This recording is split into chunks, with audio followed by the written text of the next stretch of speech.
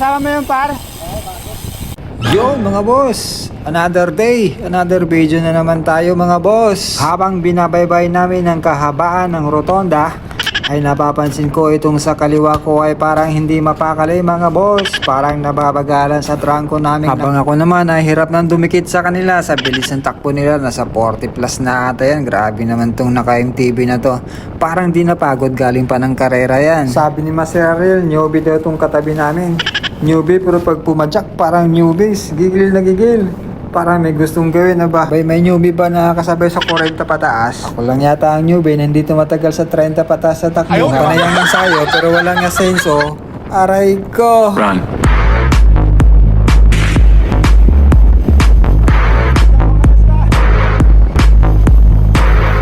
Oh grabe, nagulat talaga si Kap sa ginawa ng batang yan. Biglang umangat. Grabe, bumulusok siya bigla oh. Newbie ba yun?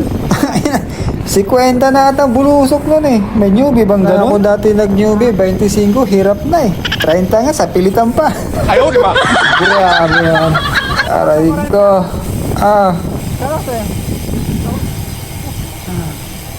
Nanakilaw pa na yan. At nung tinanong ko si Master kung kasama niya yung batang umangat na yun, ito ang sabi niya.